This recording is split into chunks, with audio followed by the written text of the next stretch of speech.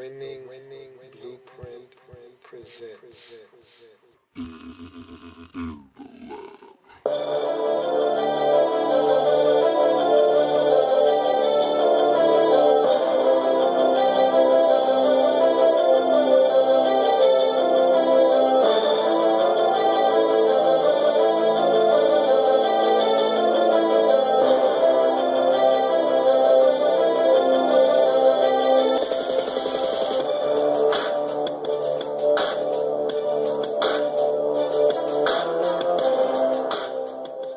In the L.A.B room.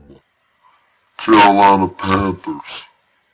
Let's play the Remember When game. Remember when Cam Newton took the NFL by storm? And he was doing the Superman and he could do no wrong. He was throwing for over 400 yards in his first game, and he did it again in his second game. And the Panthers all of a sudden looked like a very explosive offense. They were dangerous. You didn't want to play the Panthers. Remember when? Remember when, before the 2012 season, the Panthers center Ryan Khalil took out an article in a Charlotte newspaper urging the fans to support the team, and in return the team would give them a Lombardi trophy? Remember that? Remember when? Seems like a long time ago. Welcome. You are in the L.A.B room. This is the L.A.B follow-up for the Carolina Panthers. And man, does that seem like a long time ago. It didn't take long for Super Bowl aspirations to just become, hey, can we just find a way to make the postseason? Not long thereafter, those aspirations turned into, hey, can we just not be the worst team in the league? Hey, can we just save our coach's job? It's funny how those things change and how that standard is quickly lowered after a few losses. But that's what happened in Carolina in the 2012 season. You can't fault a team for having confidence and feeling like they're going to do something big. If you don't feel that way, you shouldn't be playing in the National Football League. Every team thinks that they have a shot before the season starts. That's what makes this league so fun. It's parity that's involved. Even though after it's all said and done, normally we have the same 8 teams in the postseason at the end in the divisional round that we have just about every year. Once we get to the championship weekend, just like it was last year, it was the Ravens, it was the Patriots, it was the 49ers. The same teams usually show up to the party. There's not going to be many invites to teams that are outsiders, like the Panthers. You're going to have to earn your way in. No one's going to just send you an invite. Hey, you want to come to championship weekend? No, that's not how it works. First, you earn your way into the postseason. Then you win, whether it's wild card weekend or divisional round weekend. You win, and then they say, hey, that guy's pretty impressive. How about we send him an invite to championship weekend? And so the Panthers have a long way to go, because not only do they need an invite to championship weekend, they need an invite to divisional round weekend. They need an invite to wild card weekend. They need a ticket to the dance. Get that first, and then I'll listen to you talk about Super Bowl aspirations. That was my whole thing about this team coming into the season, was make the playoffs first. You went 6-10 a year ago. Yeah, you were very dynamic offensively, but your defense still was anemic, and you only won 6 games. So pump your brakes, slow down, make the postseason first. Win double-digit games first. Win 10 games, and then you can start talking ridiculous about going to the Super Bowl and possibly winning it. So I really didn't budge and flinch when I heard him say that. I just said, hey, that's cute, man. That's nice. Because I knew that wasn't going to go very far. You know, words only travel so far. They only resonate so far before actions have to take over. And once they crossed those white lines, the Carolina Panthers were dominated. They started the season 2-8. Yeah, 2-8 before finishing the season winning the last 5 out of 6. And so they got a wake-up call. They got a firm wake-up call. And it didn't come until week 10 when they realized our GM has already been fired because we're not getting it done on the field. Our head coach is probably going to be fired because we're not getting it done on the field.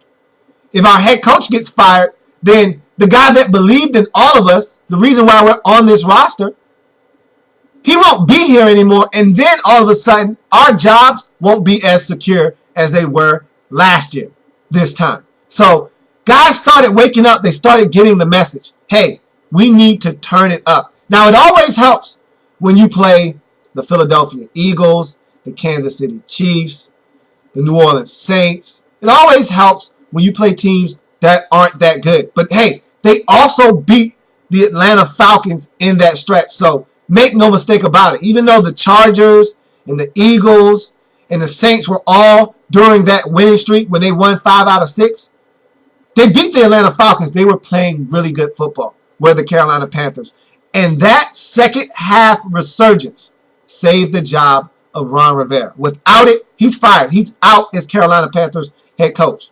But winning 5 out of 6 to finish your season, to salvage a season that looked like it was dead, that had people questioning whether you still had this locker room's attention or not, for this thing not to end in a mutiny and for you to win 5 out of 6 meant a whole heck of a lot to Jerry Richardson and that Panthers brass. And they said, you know what? Ron is worth giving another shot to, because not only did he not lose this locker room, he galvanized these guys, got them to play together as one and win 5 out of 6 to finish up the season. So now they've got something to build off of. And a large part of the reason why they struggled early on in the season was Cam Newton's sophomore slump. You knew this was coming. You could smell it. You could see it a mile away. He was starting to feel himself. He was starting to think that this thing was going to come to him very easily.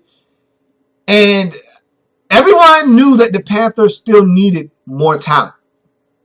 Greg Olsen, they got him in a steal. They got him for a hot ham and cheese sandwich, a juice box, and a nice fresh Macintosh apple. They got him for a field trip school lunch from the Chicago Bears. Absolutely stole him. Great move on their part. He's their second leading receiver, or at least he was in the 2012 season. And really, he's a guy that you know you can count on. You can count on Steve Smith. You can count on Greg Olsen. After that, catching the football wise, there's not a lot of guys that you can entrust in. And so the Panthers need more talent out wide. The Panthers just keep missing on receivers. Flat out. They just keep missing. Whether it's Kerry Colbert, Dwayne Jarrett, Armani Edwards, they just keep flat out missing on receivers.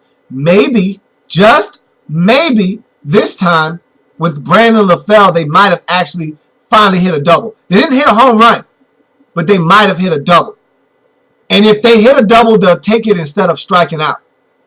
And so LaFell can help. They went and traded for Louis Murphy in the offseason. Maybe he's a guy that can help as well. He had a solid season, but you need more talent. More is always better. In this case, less is not more. You need more. And so the Panthers need to get Cam Newton more guys to throw the football to. He needs more weapons in his arsenal. So you could see the slump coming.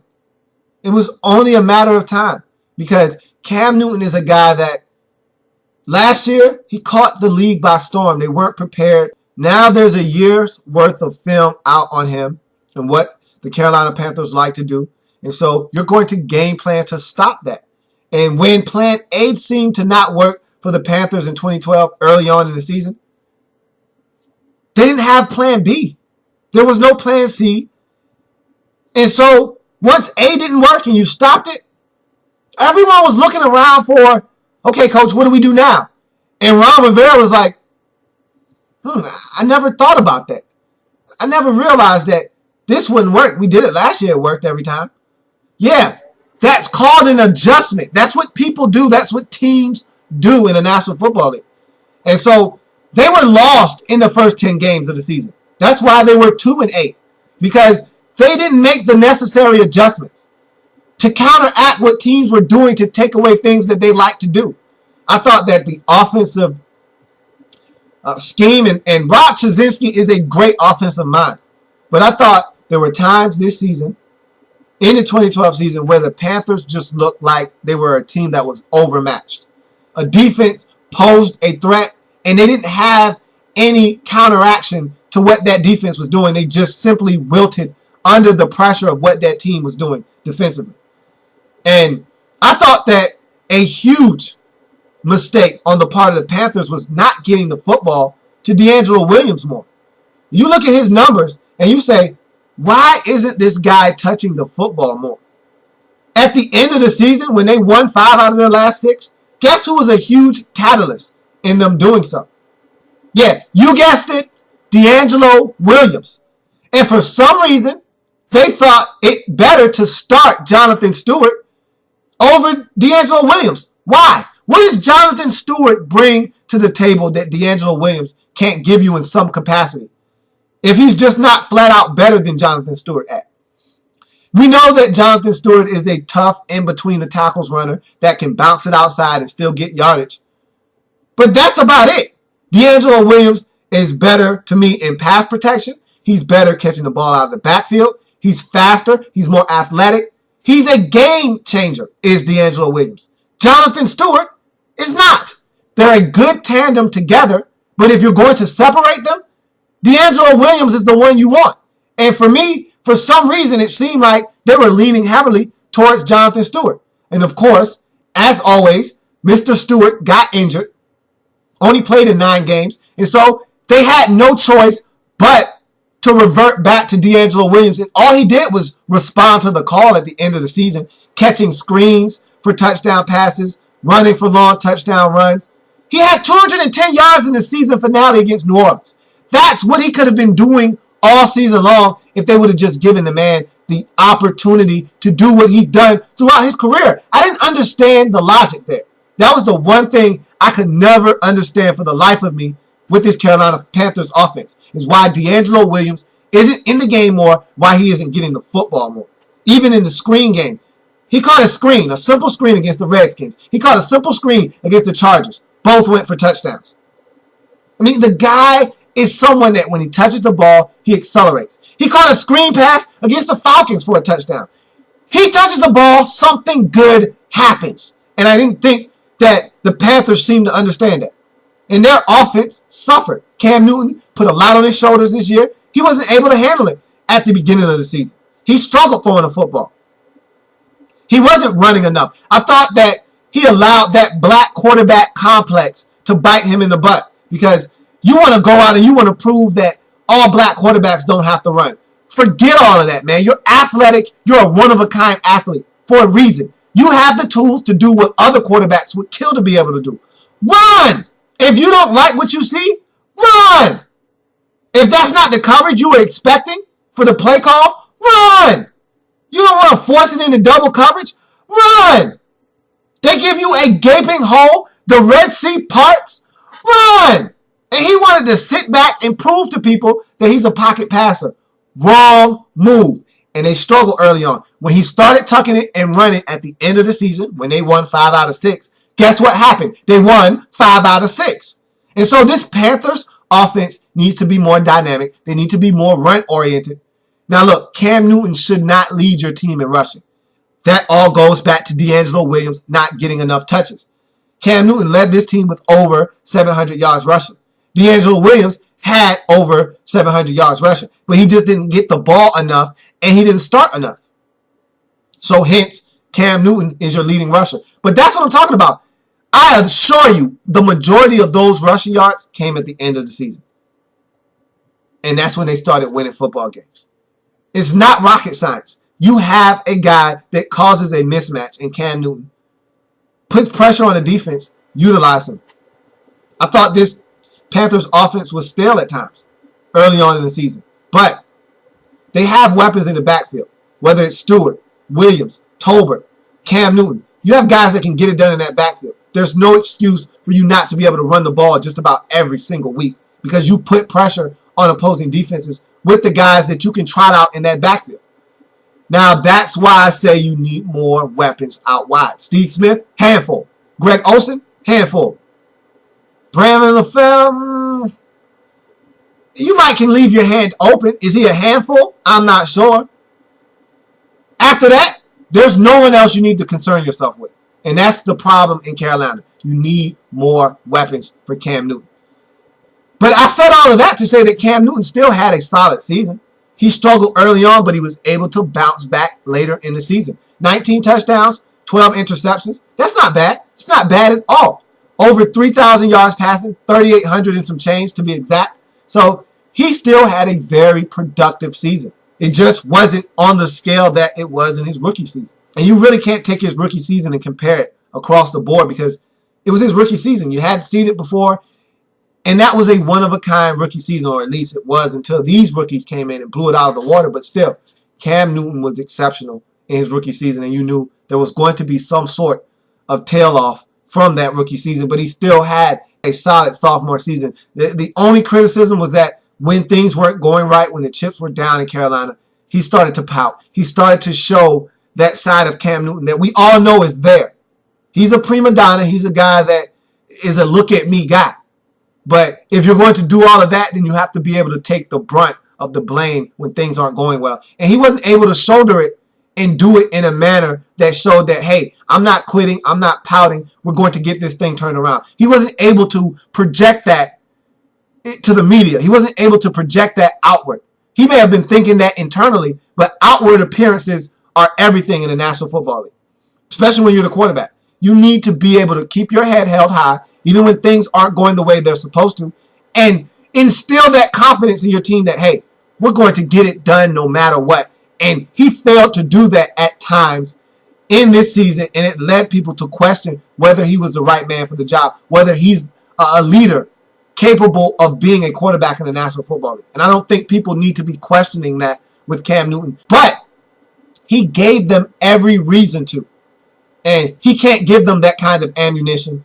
I think he's learned a lot this season from the season that he had. The ups, the downs, the trials, the tribulations. I think he'll be a better quarterback on and off the field because of it.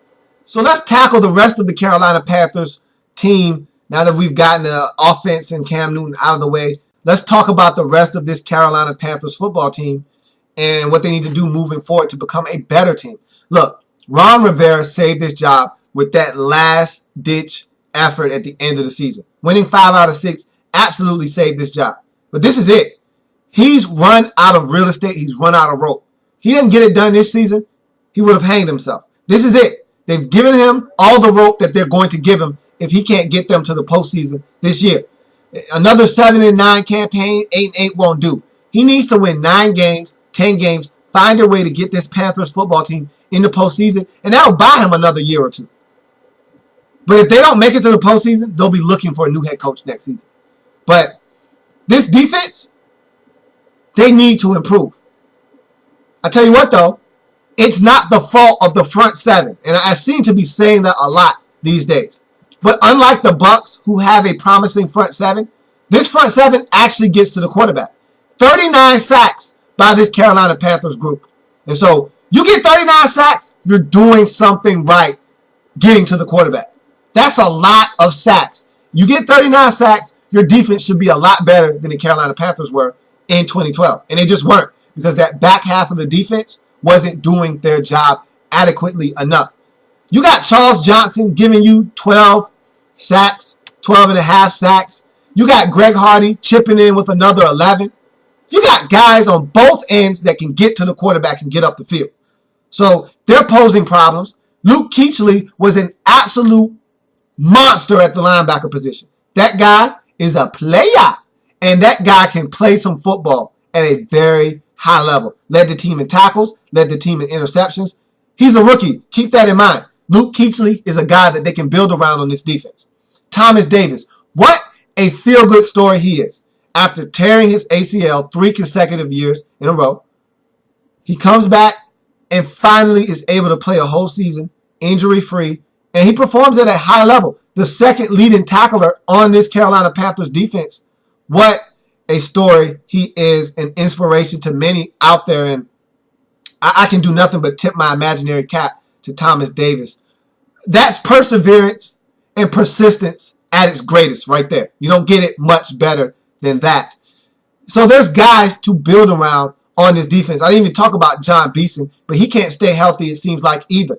If they can ever get their linebacking corps to stay intact, the Panthers will have something on defense. I think their biggest issue defensively is in the secondary. I actually like Josh Norman. I actually like Captain Munderland. So I think that they have some young corners that they can work with.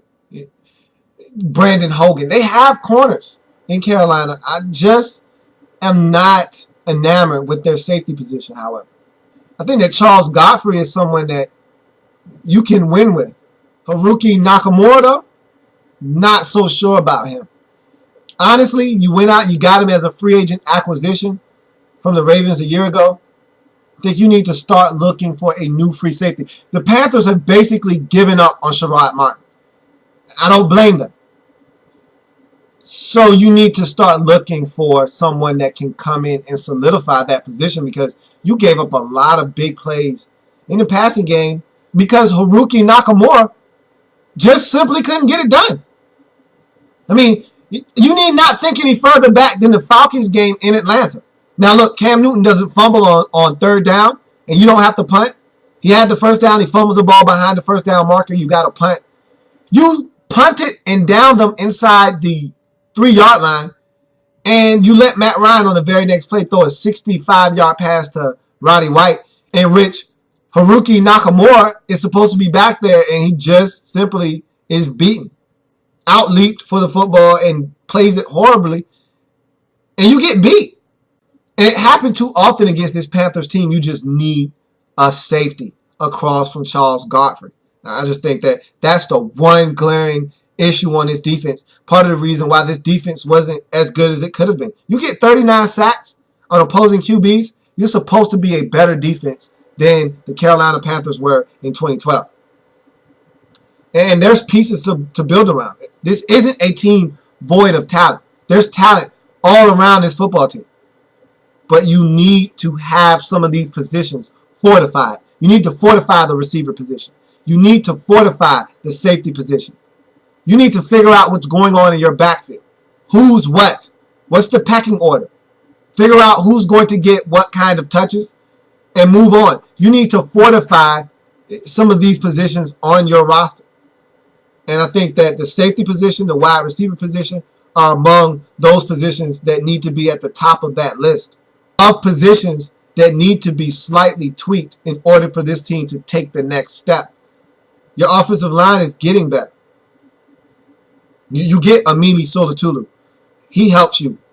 You got Ryan Khalil. You know what you have in him. You've got pieces to build around on the offensive line. You just need to be better everywhere. Starts with your quarterback, fans its way out. You need to be better at receiver. You need to be better at the safety position. So I think that's going to do it for the Carolina Panthers. If I'm looking at this Panthers team with the 14th selection in the draft, for me, it's a safety. I mean, that's probably one of the biggest needs on this team, is finding a way to stop giving up the big play. You get 39 sacks, you shouldn't be giving up well over 300 points in a season. You shouldn't have opponents averaging well over 24 points a game on you. But that's what happened to the Carolina Panthers, because they weren't able to stop teams consistently, and they were giving it up over the top because their safeties aren't good enough. Plain and simple. And so I think you need to look at safety. You need to add more receivers. It wouldn't hurt to add another tight end opposite of Greg Olsen. You've got Hartsock and some other guys, but they're all slow. They're all blocking tight ends.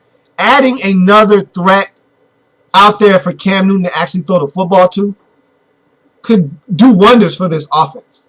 The more the merrier. And I tell you what, after the running game, quarterback's best friend, the tight end. And so the more tight ends Cam Newton can throw the football to, the better.